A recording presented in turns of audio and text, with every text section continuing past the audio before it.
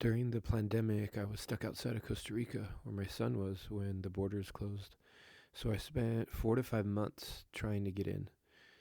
Everything failed, but a good friend connected me with a family who found a charter flight from Cancun to Nicaragua.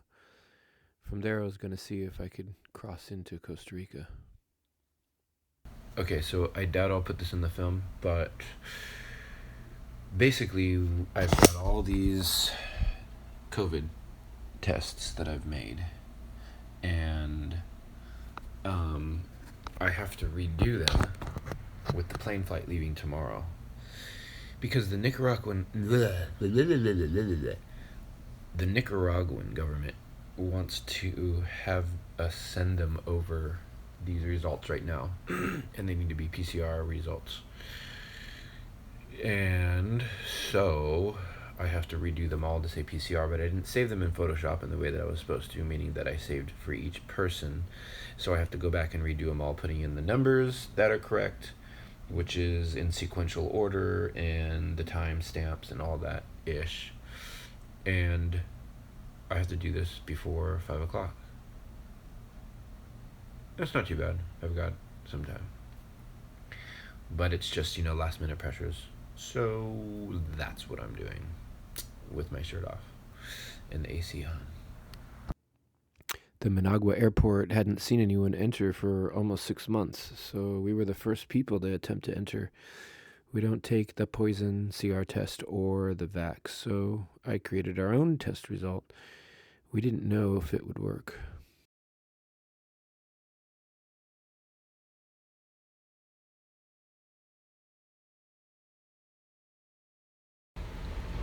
Okay, so I've submitted the documents to the Nicaraguan government, and we are waiting for their approval to say, yes, you can come in, or no, you cannot. And it is one of those things where I've done everything that I possibly could. Done everything and tried everything, and I'm okay with whatever happens. So if they say, no, you can't come in, it's fine. I'll just go to Hawaii. But if they say, yes, you can come in tomorrow morning, we get on a private plane, fly to Nicaragua. Then I have to figure out how to get to Costa Rica. So that's where I'm at. The ocean's amazing, and I don't know if you could see the moon, but it is also amazing. Nature is amazing, and clouds are alive, if you didn't already know that. Alright, we'll see what happens. Okay, good news. The Nicaraguan government said, come on down. So here we go.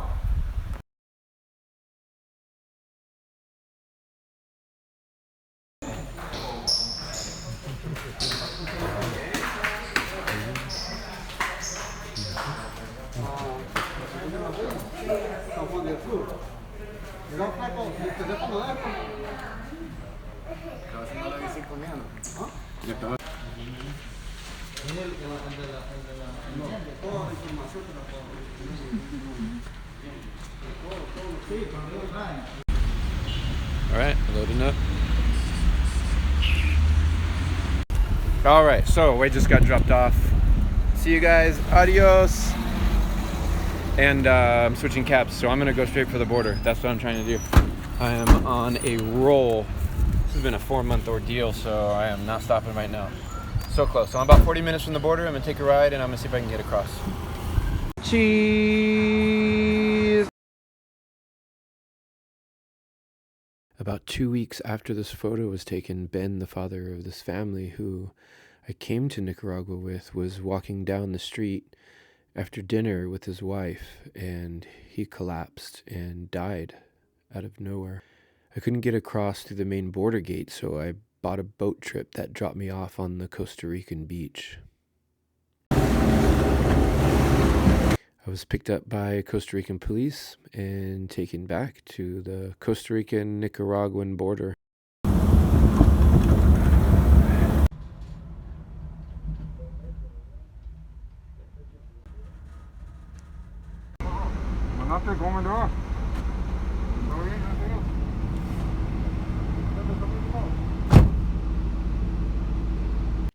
Finally, I was taken back to Nicaragua, and they needed to escort me back to my hotel, but they insisted that I wore a mask before the car ride for a photo for their boss. Yeah, it's okay. Please, por favor. For the photo? Yes, Yeah, es por this la moment. mascarilla. This is por la mascarilla. I don't understand. No, You need the put it the face your mask. for a photo? Yes. Yes. No entiendo. Yeah, but why? Okay, please, it's necessary. It's necessary to put it the. My chief. Okay, please.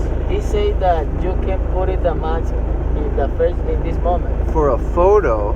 Yeah, for the picture.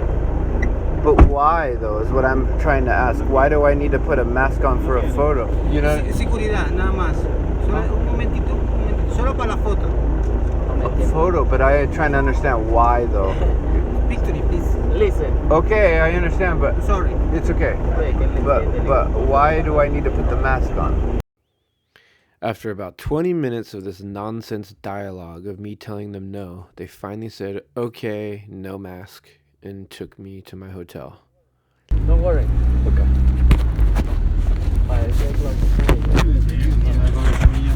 After multiple attempts to get into Costa Rica, a friend who lived there randomly called me, and I told her the situation. She just happened to know a coyote who would take me across. What are the odds of that? Okay.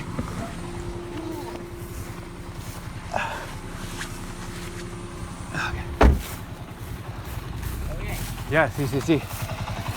Okay. I didn't put what I encountered next in this jungle in the original documentary because I didn't know how it was related. I still don't understand, but I will tell you here. About halfway into the journey, roughly about 2 hours of walking and running through the jungle, there was a moment that I heard a sound coming from the tree behind me and to the right. It was a sound that I had never heard before in my entire life. It was deep and sounded like a monster, but it was an intelligent cadence, not something from an animal or anything I've heard before. It was something else. I turned back to look and I saw movement. It looked like something very large was crossing through the trees, but it was invisible. I could see the tree moving as if there was something in it. The sound was getting louder and I could see the trees moving closer to me. I then suddenly heard from the left another sound like the first one. I saw something coming closer from that side as well, but invisible. My heart started to panic. I felt my heart starting to beat louder and fear entered my body for the first time during this journey. The coyote guide looked at me and pointed towards the sound and put his fingers on his head like horns and said, "Aquí viene el diablo.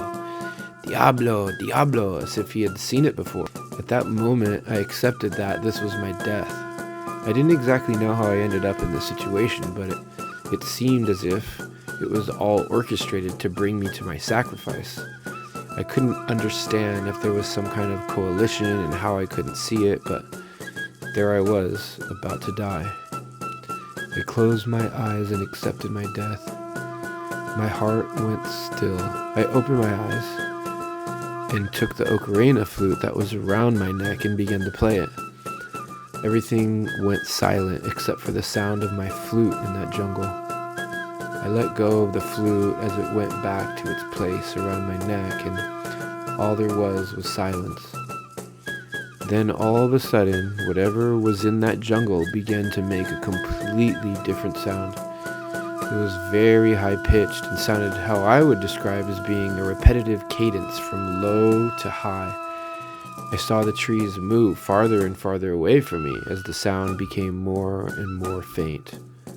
I looked at the coyote as I took off the ocarina from my neck and I gave it to him. He turned into a child right in front of my eyes, as if he had never been given anything his entire life. And then I said, "Let's go."